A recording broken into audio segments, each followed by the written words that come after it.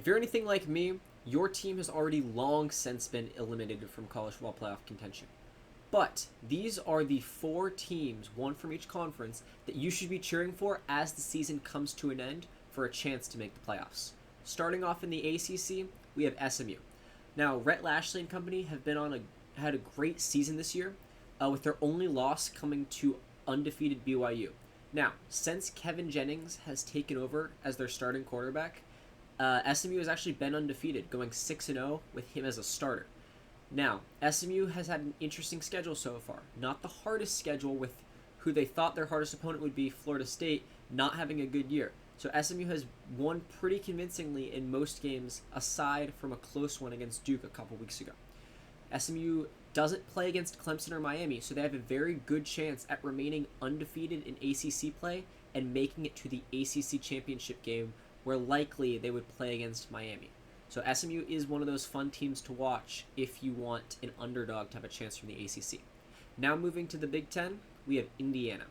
Indiana is coached by first-year coach Curt Cignetti, who comes from James Madison, where he won a lot. They're quarterbacked by Curtis Rourke, who has been a star in his own right. And this is a team that, despite not having a ton of big names, is coming off of a 3-9 season last year, and they have started off the season 9-0. This week they play against Michigan, and in a couple weeks they get to play against Ohio State for a chance to represent the Big Ten in the championship game.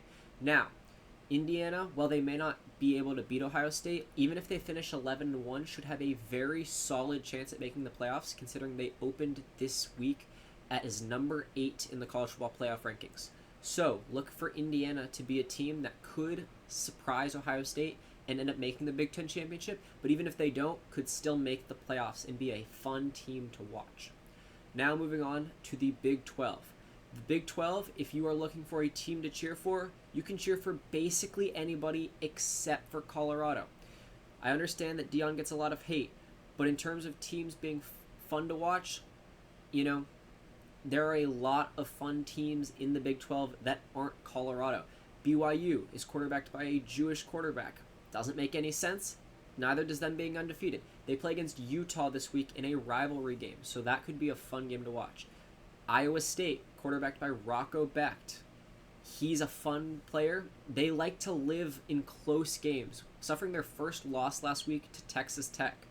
But as long as they win out, they should be secured for the Big 12 championship. Kansas State, quarterbacked by Avery Wilson. He's also a dynamic player. I mean, he's the reason Will Howard left Kansas State this offseason to go to Ohio State. He is a dominant player. So look for Avery Johnson to have a huge back half of the season if Kansas State is supposed to do well, which they have a chance to still, considering they play against Iowa State in their last game of the season. Obviously, Colorado could still make it, but in terms of underdogs, the last one is Colorado's opponent this week, Texas Tech. Texas Tech just beat Iowa State, and they have a very long shot at the Big 12 championship, but if they run the table and have a few things go their way, including a win over Colorado this weekend, they do have a solid chance that they could end up competing for the Big 12 title. And lastly, for the conferences, we have the SEC. Now, here's the deal with the SEC. There are a lot of teams that you don't want to cheer for because either their fan base is annoying or their coach is annoying. But there is one team that stands above the rest. It's not Georgia. Georgia's won too many. It's not Bama. They've won too many. It's not Texas because people don't like Texas. It's not Tennessee because their fans are annoying. Or Ole Miss because Lane Kiffin won't ever shut up. It's not LSU, who's won national championship with each of their last coaches. It is Texas A&M. Now that Jimbo Fisher has left Texas A&M, they are a fun and exciting team. Now, they do have some serious flaws, as showcased by South Carolina last weekend. However, if Marcel Reed can go back to how he performed against LSU in the second half, this defense just needs to be opportunistic, make a few plays in each of their games, including their season finale against Texas, and they have a good chance to make the SEC championship game despite their 6-2 record.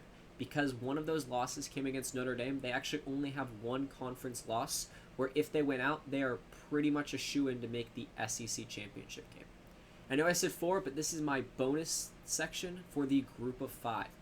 Group of 5 gets a selection into the college football playoffs as an auto bid. It has to be the highest ranked group of 5 conference champion.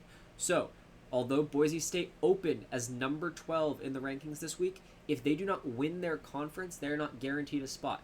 So obviously, while it would be cool for a Boise State showcase, UNLV, who is also in the Mountain West, could take that spot if they were to beat Boise State in a rematch in their conference championship game. But the biggest group of 5 underdog that would be an exciting team to watch make the playoffs has to be Army. Army not only is a dynamic team with the triple option and really fun to watch, but in order for Army to make the playoffs, they would most likely have to win against Notre Dame. I don't know if you're anything like me, but anytime a team beats Notre Dame, that is exciting. So, if Army can knock off Notre Dame, they have a solid chance to make the college football playoff.